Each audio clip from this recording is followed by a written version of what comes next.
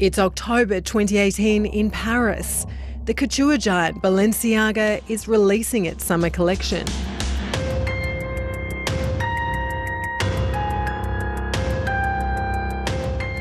This is the apex of the global fashion industry.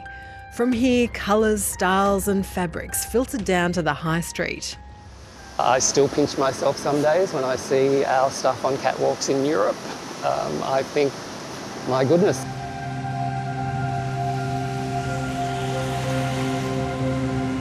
The magic of that catwalk starts here in this unassuming factory in a gritty Melbourne industrial estate. I'm a technician of knitting machines. I started in 1960. For 50 years, Joseph has been knitting fabrics using these highly technical machines. You have all these pins in there, which actually make a pattern up. You know, different yarns like polyester, nylon, lycra, wool, cotton, all these yarns. And you mix them up and make a nice fabric out of it. We work with many of the iconic French labels. There aren't many left in Australia who know this trade. Maybe 20. Wow. But there's no textile school anymore. So where are they going to learn? I'm retiring this year, at the end of the year. This isn't a business that's struggling because there's no demand. It's struggling because there's too much demand, crippling trade tariffs and no skilled staff. It's very hard. There's not a lot of support. We survive against the odds, definitely.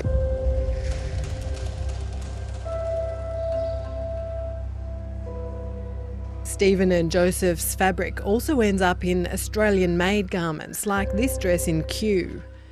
The iconic women's label has been making in Australia for more than 50 years. For Kew, it's so important to be manufacturing in Australia because we like to be in the now, in the absolute moment. And the only way to get that sort of speed to market is to be able to manufacture locally.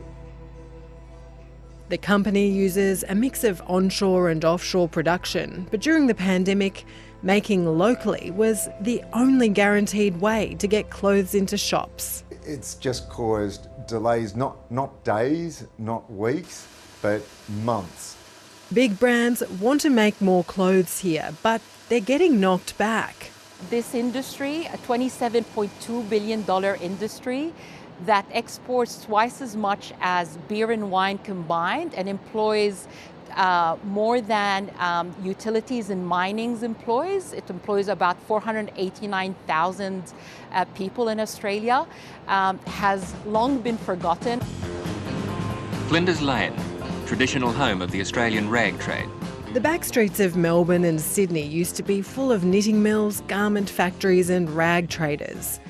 The industry was fuelled by migrant workers who eventually started demanding fair pay. And so clothing brands moved production offshore where it was cheaper, leaving Australia now without pattern makers, cutters and machinists. There's no shortage of fashion design courses at TAFEs and universities around the country, but this isn't the glamorous part of the industry that we're talking about. This is the grunt work, the real backbone of the industry that's manufacturing. These are technical and trade skills, and for the federal government, well, they're just not a priority. I mean, I'm stunned that we don't have an apprenticeship and traineeship program. For a business to get full government funding for an apprentice, the job has to be on the national priority list.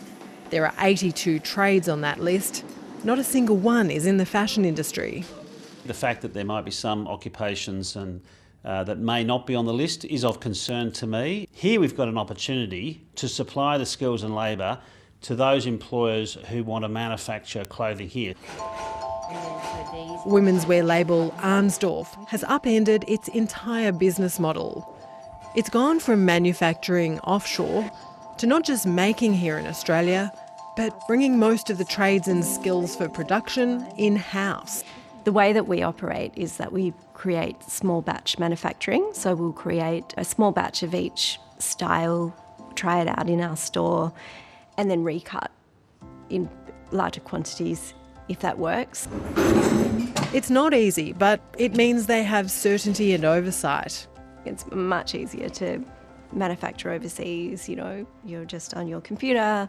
It's a lot more hands-on in Australia and obviously much more expensive. But I think the benefit of having that community of people within your brand and, you know, just knowing that level of certainty about the conditions of what you're producing is really important. So how do you put it up? You know? Oh, yeah, but it keeps dropping. With Joseph Burker retiring, Stephen Morris Moody wasn't sure how his business would survive. And then he had a phone call from Jason Rapetti. He's young and he's conscientious, and Joseph is training him, and it was sheer luck that we found him.